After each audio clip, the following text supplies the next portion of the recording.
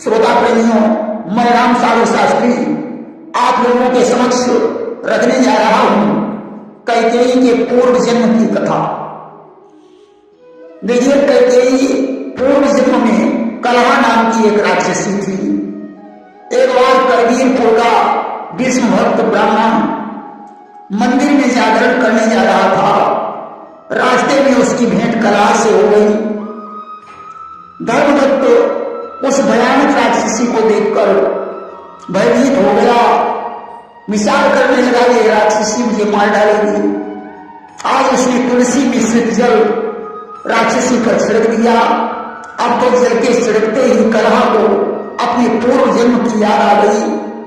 वह ब्राह्मण से हाथ जोड़कर कहने लगी, विप्रदेव, पूर्व जन्म में मैं कर्नाटक सौराष्ट्र प्रांत में भीष्म नाम के ब्राह्मण की पत्नी थी।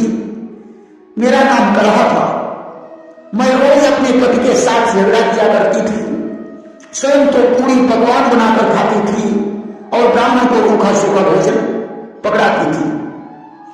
परेशान होकर हमारे पतिदेव ने दूसरा विवाह कर दिया। अब तो हमारी शब्द के साथ रोज लड़ाई होने लगी। मैंने विचार किया कि ऐसी जिंदगी से तो मर जाना ही बेहतर है, इसलिए मैंने जहर खाकर अपना प्राणांत कर दिया।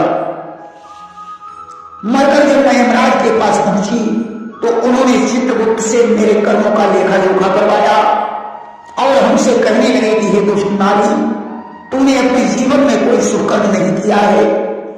स्त्री को किसी प्रकार के पति का अपमान नहीं करना चाहिए। आत्महत्या से बड़ा कोई पाप नहीं होता। तूने आत्महत्या की है, इसलिए तुझे प्रेत जीवन प्राप्त होगी। पति से छुड़ाकर जो नारी किसी वस्तु का भोजन करती है उसे बगुली की यौन प्राप्त होती है। जो स्त्री पति के साथ विवाद करती है उसे सुकरी बनना पड़ता है। जो स्त्री पति से छुपाकर पूरी पकवान बनाकर स्वयं खाती है, पति को नहीं देती, उसे बिल्ली बनना पड़ता है। अभी तो तुझे प्रेत योनि में ही जाना होगा। ऐसा कहकर यमराज ने प्रेत बनाकर मुझे मृत्युलोक में भेज दिया। मुझे इस योनि में बहुत कष्ट हो रहा है। इधर मैं भोजन की तलाश में आई थी। यह सब हमारे कर्मों का फल है। आज मैं आपका दर्शन करके कृतार्थ हो गई हूं। हे विप्रदेव, शरणागत इस पापिन पर उपकार करो। अपने तपबल की शक्ति से जैसे भी हो उद्धार करो।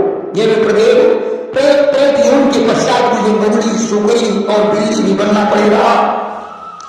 आप तपस्वी हैं, कृपा करके मुझे इन सारी योनियों से मुक्त करा दीजिए। धर्मदत्त ने कलहा का दुख देखकर अपनी आधी पूर्ण कलहा को प्रदान कर दी और जो उसके ऊपर जल छिड़का, कलहा के शरीर में आग लग गई।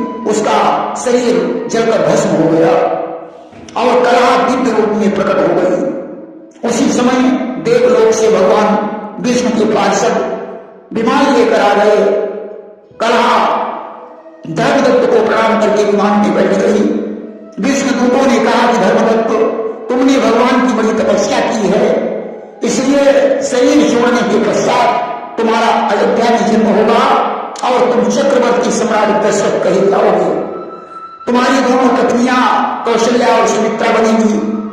इस कलहा को तुमने आधा पुण्य प्रदान करके इसे मुक्त किया है, इसलिए कलहा तुम्हारी तीसरी पत्नी कैकेयी बनेगी। तब तक यह स्वर्ग में विहार करेगी। जब इसका पूर्ण क्षय हो जाएगा तब यह पृथ्वी पर कैकेयी के रूप में अवतरित होगी। अष्ट धर्मदत्त ही दूसरे जन्म में राजा दशरथ हुए। उनकी दो पत्नियां कौशल्या और सुमित्रा के नाम से प्रसिद्ध हुई। कैकेयी ने कैकेयी देश के राजा अश्वपति के यहाँ जन्म लिया। संयोगवश दशरथ और कैकेयी का विवाह हो गया। देखिए, इस शरीर से जो भी पाप होता है वह मनुष्य को भोगना पड़ता है कि जो पातक कराते होई कभी न भोगते छूटे नहीं कोई। किसी भी स्त्री को पति के प्रतिकूल नहीं चलना चाहिए। लूणा लंगड़ा, अंधा, बहरा, रोगी, धनी, कैसा भी पति हो, परंतु परंतु उसका तिरस्कार नहीं करना चाहिए कि कहीं से पति कर कि अपमाना और नारी पाप यमपुर दुख नाना। पति के अपमान से उस स्त्री को यमपुर में नाना प्रकार के कष्ट भोगने पड़ते हैं। देखिए भक्त भगवान से भी बड़ा है। भगवान अपने भक्त को हमेशा मान रखते हैं कि प्रबल प्रेम के पाले पड़कर प्रभु को नियम बदलते देखा, खुद का मान भले टल जाए भक्त का मान न टलते देखा। भक्त के आगे भगवान को भी अपनी प्रतिज्ञा तोड़नी पड़ती है।